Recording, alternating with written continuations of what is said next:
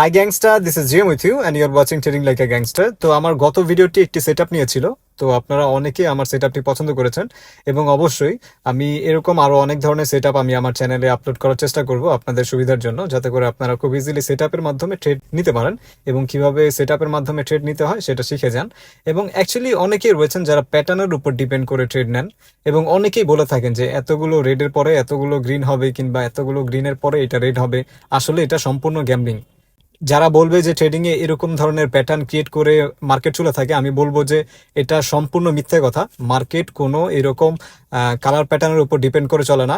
এবং কিছু কিছু সময় সেটা হয়ে থাকে যে মার্কেট এরকম কালার প্যাটার্ন কিছু ক্রিয়েট করছে, কিন্তু কালার প্যাটার্নগুলোতে না ট্রেড করা অনেক রিস্কি হয়ে যায়।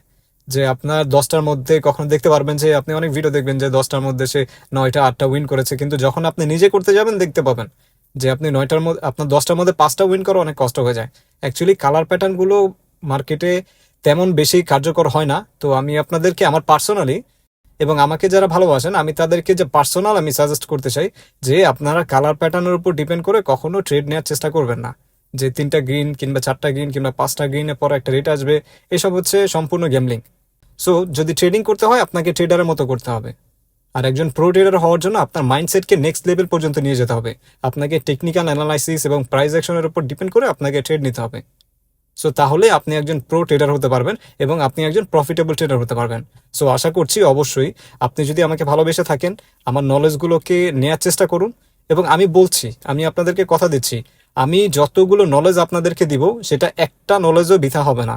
ইনশাল্লাহ আপনি মার্কেটে যখন আমার নলেজ কিংবা সেট আপের উপর ট্রেড নেবেন আপনি নিজে বুঝতে পারবেন যে আমার সেট আপগুলো কতটা কার্যকরী এবং কতটা অ্যানালাইসিস করার পরে আপনার সেট আপগুলো তৈরি হয়।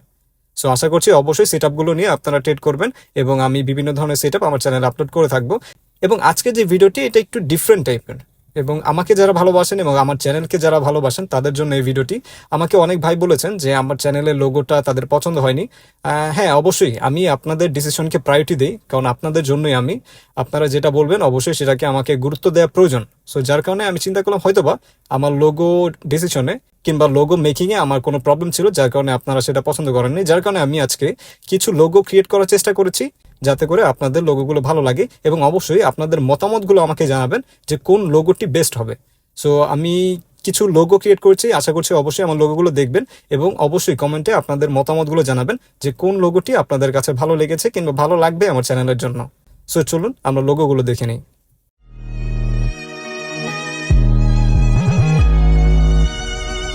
What's up, gangster?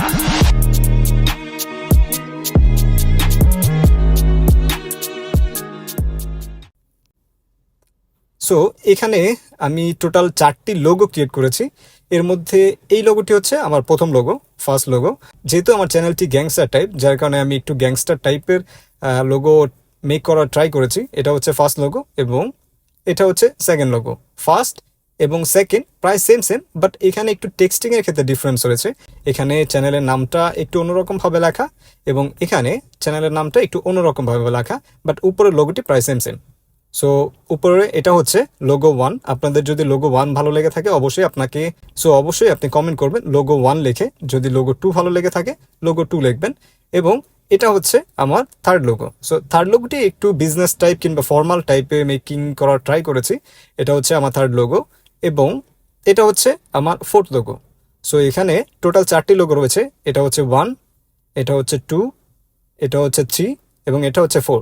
এই 4টি লোগোর মধ্যে আপনার যেই লোগোটি ভালো লাগবে অবশ্যই আমাকে কমেন্টে জানাবেন যে আপনার কোন লোগোটি ভালো লেগেছে, logo 1, logo 2, logo 3, logo 4। So অবশ্যই আমি আপনাদের ডিসিশনের উপর ডিপেন্ড করে আমি আমার চ্যানেলের লোগোটি চেঞ্জ করে ফেলবো। যখনই আমাকে কিছু ভাই বলেছেন যে আপনাদের লোগোটি পছন্দ হয়নি, আমি সাথে সাথে ডিসিশন নিয়েছি যে আমার লোগোটি চেঞ্জ করতে হবে। এবং অবশ্যই আমি আপনাদের ডিসিশনকে প্রায়োরিটি দিই, যার কারণে আমি সাথে সাথে ডিসিশন নিয়েছি যে আমার চ্যানেলের লোগোটি চেঞ্জ করতে হবে। সো অবশ্যই আপনি আমাকে কমেন্টে জানাবেন যে কোন লোগোটি আপনার ভালো লেগেছে। এবং ট্রেডিং সংক্রান্ত নলেজ পাওয়ার জন্য আপনি যদি আমার চ্যানেলে নতুন হয়ে থাকেন অবশ্যই আমার চ্যানেলটিকে সাবস্ক্রাইব করে সাথে থাকবেন। সো ধন্যবাদ, ভালো থাকবেন।